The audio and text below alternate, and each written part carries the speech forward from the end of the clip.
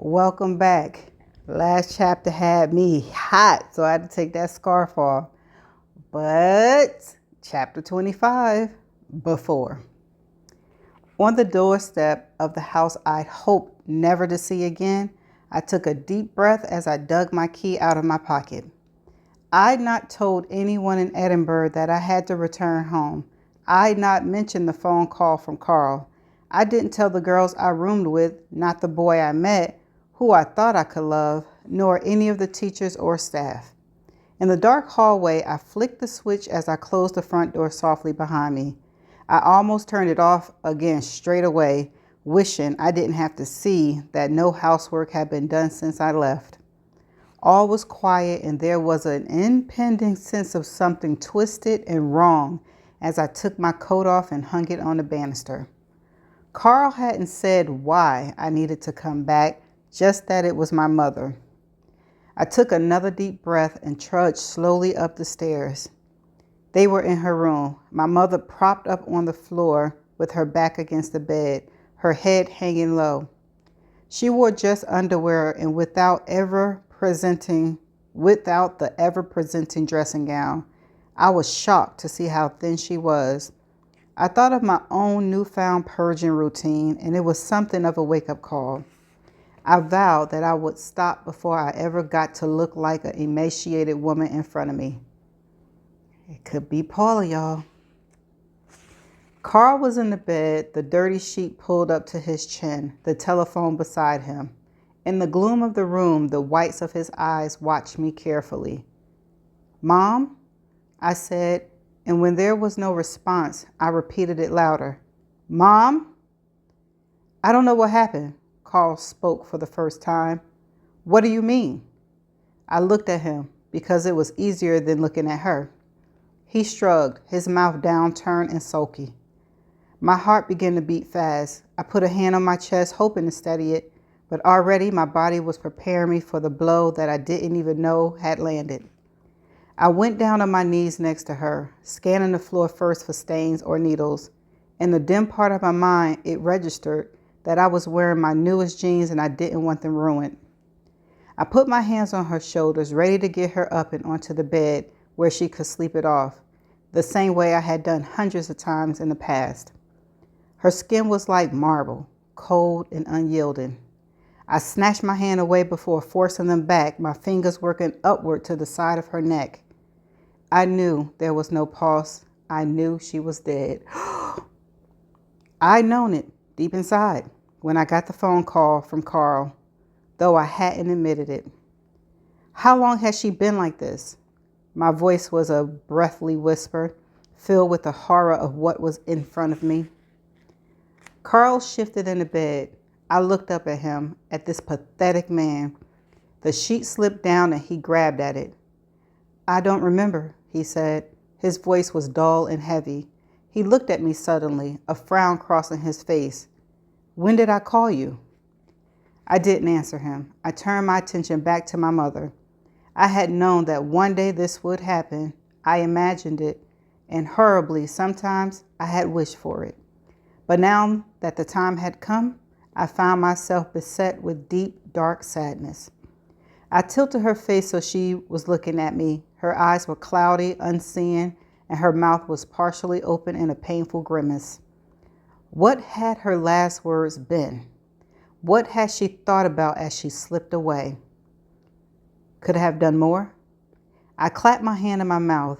At 18 years old, kneeling next to my mother's corpse in that filthy house where I had grown up, I knew that question had the potential to haunt me for the rest of my life. I couldn't let it. I wouldn't. I had only just begun to live. I was starting to find out who I was. People in Edinburgh liked me, and yet it all came back to this. Around her left arm was that old pink belt that used to belong to me.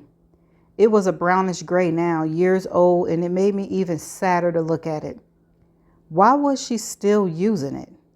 In some warped, horrible way, did it remind her of me? Or had it originally just been the closest thing to hand and was simply now a habit, part of her kit, like the tablespoon she favored? Gently, I unclasped the buckle and removed it from her arm. Behind me, Carl shifted. As if the belt had awoken something in him, he shuffled to sit on the edge of the bed. "I need my stuff," he said. In an instant, my strange sadness turned to hate and anger. It felt pure as it ran through me, cold as ice in my veins, like the brown stuff was in theirs. Him. It had always been him who was to blame. I looked around the rooms, my eyes landing on their paraphernalia. Why had this happened now? Despite what people thought, it was difficult to overdose from heroin if you were a long-term continuous user. Something must have happened. Had they mixed it with alcohol or other drugs? I could ask him, I suppose, but I'd never get the truth. "Stay there," I instructed him. He looked resigned, weary, and shattered as he leaned back on the pillow. Downstairs, I moved around the kitchen. I touched nothing but looked carefully at the boxes and bowls and needles that covered the worktop. I peered closely at the box. Fentanyl. I knew about this.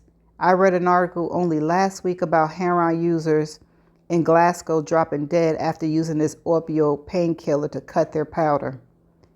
I looked in the dining room. I recalled the time I had orchestrated the meeting between my teacher and my mother, and the hope that bloomed in me when I realized how close I was to getting out. Mom had been proud of me and had tried to behave and present herself as a normal mother living in a clean and tidy house, all under my instructions. Then there was the deceit. The words I had spoken to Miss Haley about Rebecca, my scholarship competitor. My lie had been bad and wrong, and though I had justified it for my own means, was this my punishment? Outside, the garden seemed lighter than normal. I glanced up, and a smile almost reached my face at the sight of the white and blue tail in the sky.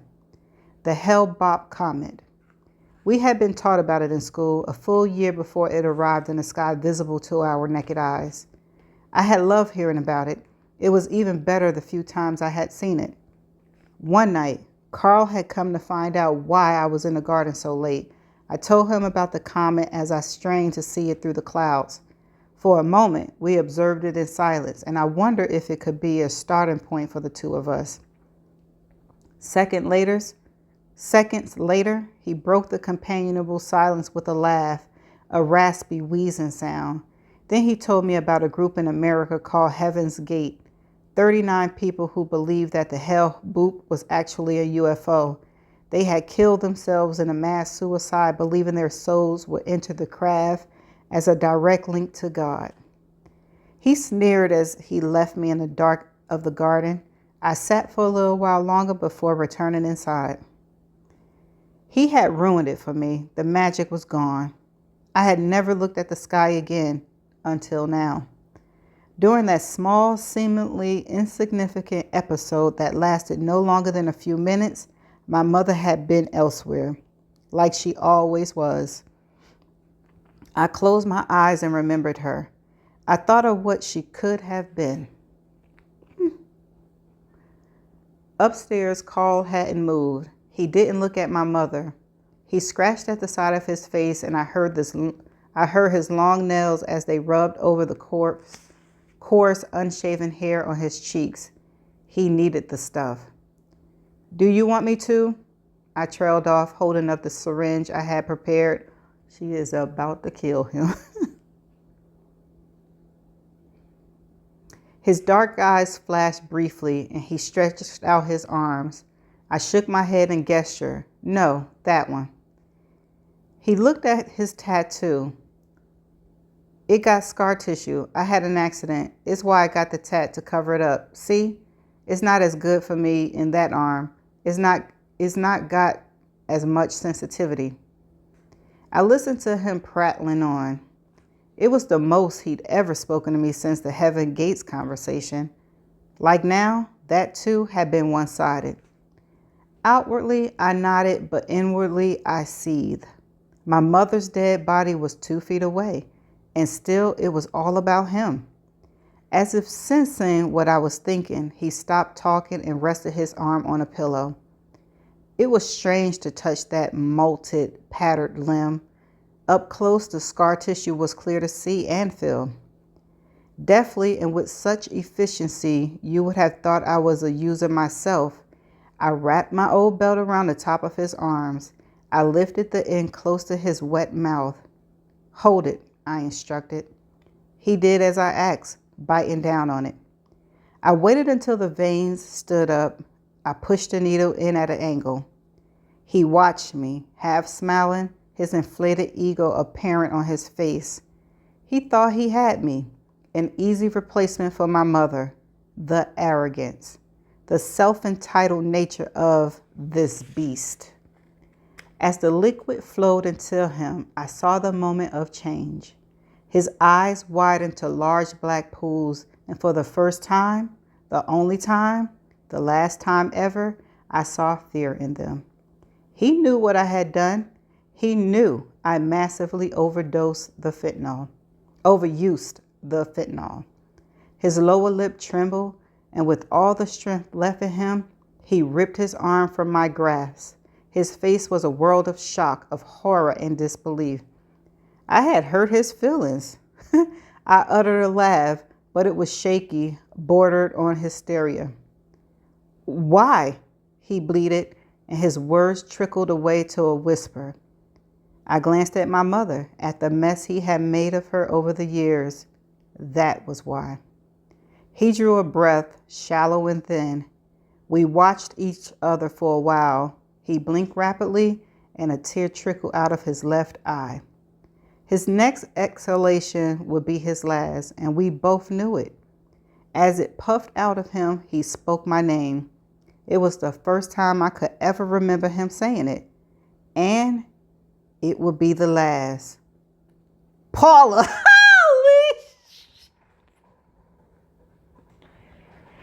He breathed. "It is Paula. I was right. It's Paula. The story is Paula's." Oh my God. Oh my gosh. I need a minute. I gotta pause. Hold 1 second. I still don't got myself together. Oh, I knew it. I knew it. I knew it. I knew it. I knew it. I knew it was Paula. Oh my gosh. All right. I'm almost together, y'all. Okay. Almost together. Okay. Okay. Get it together in there. Whew. Chapter 26. Anna kept her eyes closed the whole time Paula was speaking. She didn't struggle, didn't attempt to shout. "Did you hear me?" Paula asked when the silence had stretched on for too long. "Did you hear what I'm capable of, what I've done in the past?" Anna opened her eyes suddenly, and Paula drew in a sharp breath. Her left pupil was blown, so large that the black covered the blue iris entirely. She gurgled, and Paula glanced away. It was hard to look at her. She wondered if Anna would say her name like Carl had. Suddenly, she felt desperately sad. Why me? And with that thought, the fury came, just a small wave upon the shore, fluttering inside her in little flashes. Hold on, I'm still crying, y'all. In little flashes. Outside, the sky mimicked her emotions, and the colors came out again. "Look," she said, "the northern lights are back." She hefted Anna up and around so the woman was facing the sea, then went down on her knees beside her.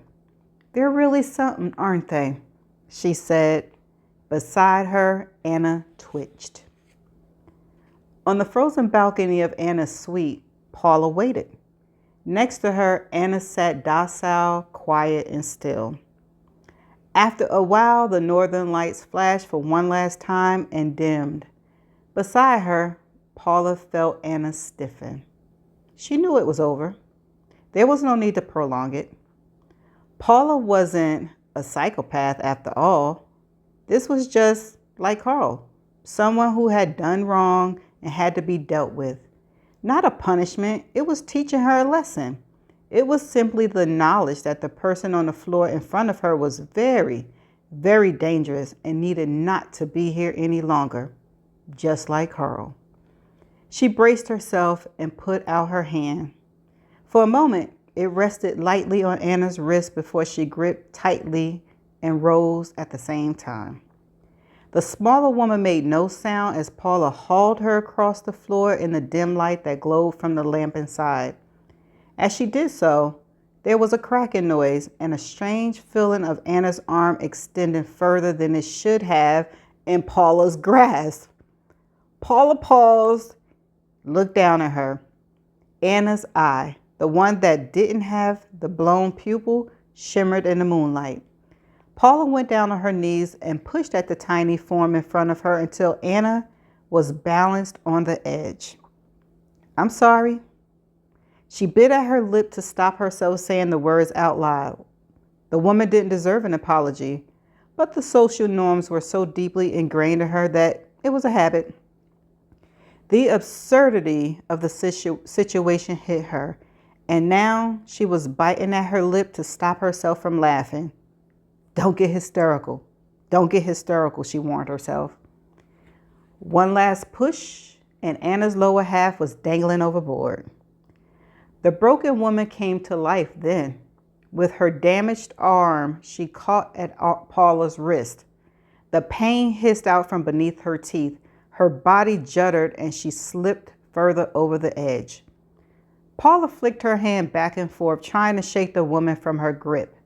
She gritted her teeth and tried to yank her arm free, but Anna held on stubbornly. Uh-oh. Uh-oh.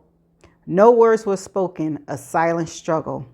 Paula lay flat on the ground, the cold of the balcony sinking into the front of her body. Their eyes met, and the stillness of the night was heightened. Something pushed at the inside of Paula's mind. The memories of her youth, freed from their self-imposed prison by telling the story of Carl's death, sprang at her, as bright and vivid as the northern light had been. "Oh my God, I know you." Anna's one good eye, previously sullen, widened in fear. Paula looked at her properly, amazed that she hadn't seen it from the start. The woman she thought about so much over the years of her childhood, the girls whose life she had covered. Oh! I can't do it anymore. The girls whose life she had stolen with a lie. Look at her now, Rebecca. Oh, God. She said her name, and even though she knew she was right, the expression on Anna's face verified it.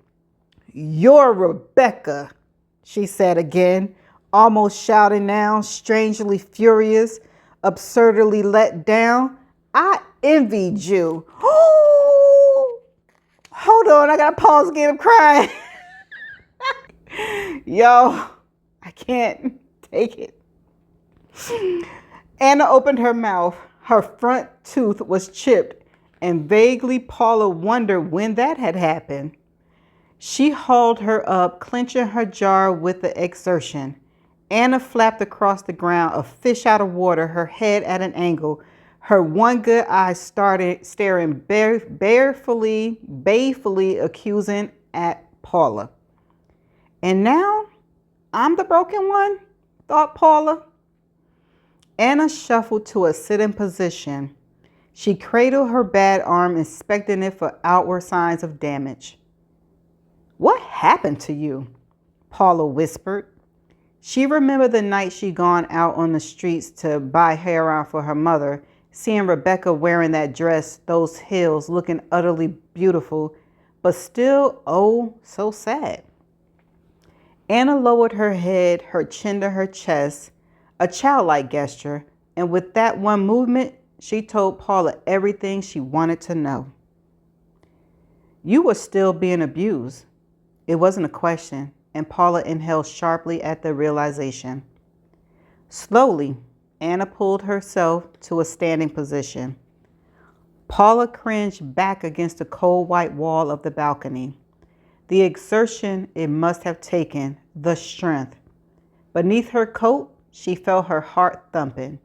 Now it was the end, because this woman's strength was superhuman, ongoing. Nothing could destroy it. Not a broken arm, not being blinded in one eye, not half starving herself to the point of collapse. The tables had turned, suddenly, without warning, and Paula was weary now, so she closed her eyes and waited. A clang of metal on metal. She opened her eyes. Anna was holding onto the railing to her left, her bracelet making contact with the frame. She stood in the gap and she smiled, and Paula saw what she was going to do. She understood. Anna, Rebecca, couldn't stand to have someone know that the front she had put up was just that, pretense of fake life. Paula streaked, some part of her still obsessed with the young girl she never actually known, because she understood. She'd been there too. She darted forward, hands out, fingers grasping at the air, staring in horror as Anna's pale bone china face, her eyes closed, her expression no longer hard, no longer falsely friendly, no longer calculating or plotting or deceiving. She was serene.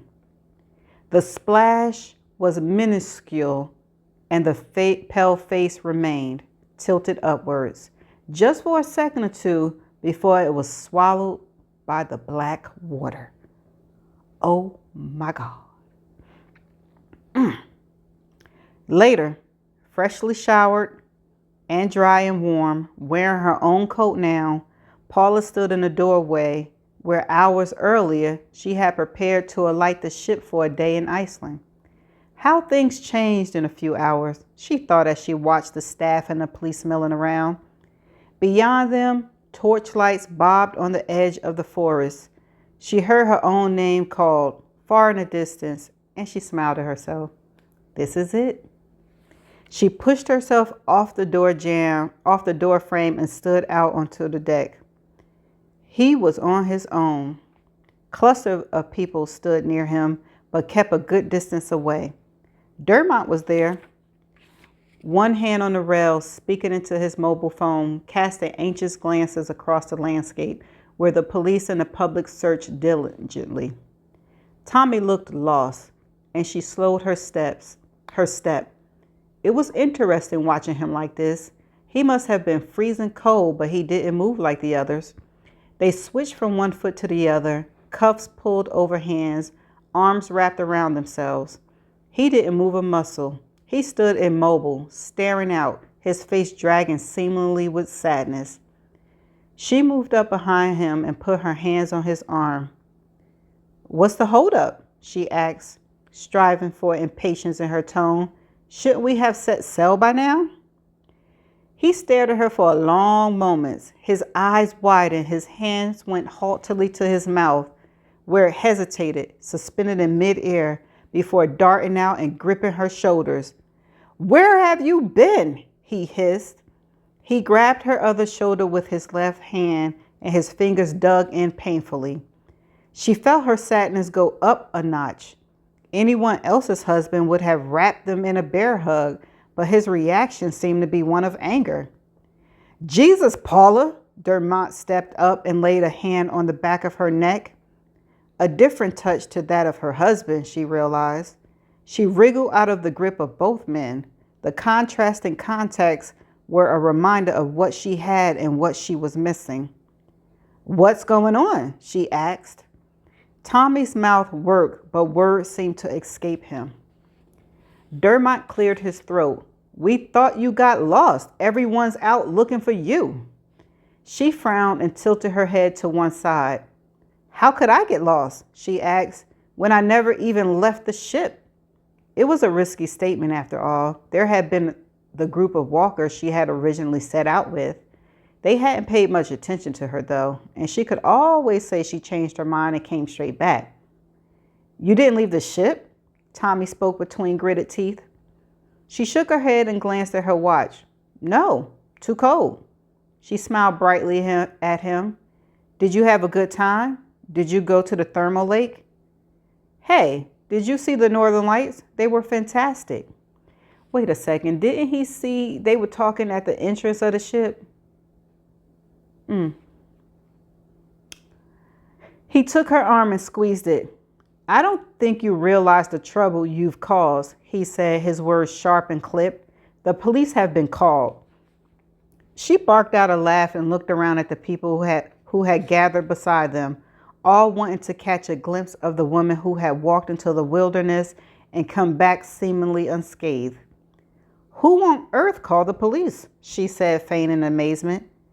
I did. His jaw was clenched and his face, only moments ago sagging with sadness, was now stony. You reported me missing to the police and held up everyone's journey home? She asked, incredulous. Incredulous. And all that time I've been on board? His nostrils flared. She pressed on, the desire to see him look small and stupid growing by the second. The sudden power she held was intoxicating. You must feel so silly. It was the very first time in their relationship that she thought he might hit her. She locked eyes with him. Did he see her now? Did he see the person she had suppressed for all of her adult life? The captain appeared and Dermot hurried over to him. She watched him duck his head as he spoke to him. The police came on board not long afterwards. She listened as Tommy explained to them haughtily that she had been located safe and sound. I haven't actually been off the ship, she chipped in. I came out here earlier, but it was too cold for me. Their gaze lingered not on her, but on Tommy, expression of quiet fury on their faces at the time he had caused them to waste. Tommy's face blazed bright red. Satisfied, she wandered back through the doors. He fell into step beside her. At the elevator, she pressed the down button. What are you doing? He asked. I'm going to get some dinner, she replied. It's been a long time since lunch. His lips flapped uselessly as he fought for words. Don't you think you should tell me what happened? Where you've been? He asked roughly, his voice granite and still cold and black. She signed. You made an error, Tommy.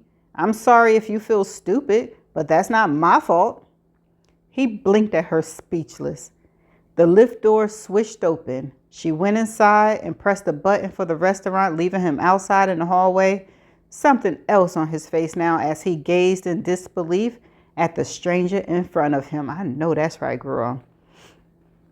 She piled her plate high from the buffet and took a seat in the corner of the restaurant. It was late and there were not many other people in there. Those who were finishing their meals cast glances at her, but nobody approached her table. The tannoy crackled and sparkled into life. Paula paused and lifted her head to listen. Good evening, fellow passengers. We are truly sorry for the delay in setting sail this evening, and we thank you for your patience. The Ruby Spirit is now ready to leave. A pause as though the captain expected a cheer or a rapturous round of applause. We will be easing out of Scarfabaki Harbor and traveling at the rate around 18 to 20 knots. Our next skybound adventure will be seen in the early hours of tomorrow morning, when Jupiter and Venus will be visible in conjunction. This usually takes place roughly once a year. But tomorrow will be your second chance this year to witness this special event. These two planets are actually millions of miles apart from each other, but to the naked eye, they will appear to be as close as you can get. Paula let out an ironic laugh. The captain could have been describing her and Tommy. To the world, they were in perfect sync. Reality was another matter. Stabbing her fork into her plate of food, she ate ravenously, unable to remember the last time she had let herself enjoy a meal with such abandon. What a waste, she thought, to deprive herself of something so wonderful for so long. And what had it been for? No, not what, but who. She thought of Anna, how rarely she had eaten, and how small and brittle her body had been. Who had she been dieting for? That wasn't a diet, though, what Anna had been doing. It was a whole other ball game. A memory, a recent one, flickered in Paula. Heaving Anna across the balcony, feeling the snap of her arm, the tears had sprung to Anna's one good eye then, and Paula had watched, mesmerized, knowing that the broken woman on the ground in front of her probably hadn't cried real tears in an awful long time. Her stomach turned over. The last of the lasagna refused to be swallowed. She chugged back a glass of water and put her fork down. She tried to push the thought away, dismissed the recollection that quite suddenly threatened to overwhelm her. But that was what she had done with Carl, and it had been an error. She swiveled in her chair and looked out to the dark black sea. She lowered her head and let the awareness in. That's the end of chapter 26. Oh my goodness. Woo! There is so much to say. First of all, I want to say I knew it was Paula's story. I don't know. Don't tell me. Don't ask me how I knew it was, other than I just put myself in her shoes on how sometimes you suppress your anger because you don't want it to come out. And me and my aunt was talking about it, and I was like, when she said, my aunt said she can get with my theory, that is Paula's story. And then I said, well, we don't really know about any of them. We don't know anything about Anna or Paula. And because the story wasn't saying who it was, but it was something in the story, the suppression part of the story reminded me of Paula. I think that's why I figured it out, why I thought it was Paula. But again, I was going back and forth. But in this chapter, these chapters, I did say it's Paula. But the part I got wrong was I thought that Paula was AKA Rebecca, but it ended up being Anna. But I'm trying to think, if me and my aunt was talking, if I said that Anna might be Rebecca. I don't know what I said because it kept going back and forth, man. It's what it was. I'm just telling you, it was good. I mean, like, I am so tongue-tied. But my aunt knew that whoever story it was did kill Carl. They both was crazy, though. They both had problems. And what happened to Rebecca? What happened to her? She said they still was abused. Man, these chapters had me emotional. Y'all saw me up here crying though, but I'm just like, whoa. And so we got 2 more chapters left, right? Yeah, we have 2 more chapters left. 27 begins with a before, and then it ends with 28. It's going to be short. And I don't know what to predict. I don't know if she's going to, the before story. I don't know what the before story, now that we know it's Paula is Rebecca. Okay, maybe we might find out what caused Paula. What caused Paula to be the way she is, and what caused Rebecca to be Anna. Maybe we'll get that story in a before. And then the ending, is she going to leave Tommy? Or is she going to kill Tommy? Because who Tommy think he talking to? Now that the beast is out. See, that's what I'm saying. Sometimes you got to leave people alone, especially you don't know what they fighting, demons or whatever they fighting or what they try not to be. I'm just saying I can relate, because sometimes I be, had to suppress a whole lot of anger to, be where I am today. But wow. I loved it. I'm going to see y'all in the next chapters. Let me know what y'all feeling, because I'm feeling a whole lot of things. But the ending of the book is upon us, and it will be tomorrow. Until then, y'all have a great day. What am I talking about? I'm mixing my videos up. That's what I messed up. But I'm going to see y'all in the next chapters. Bye for now.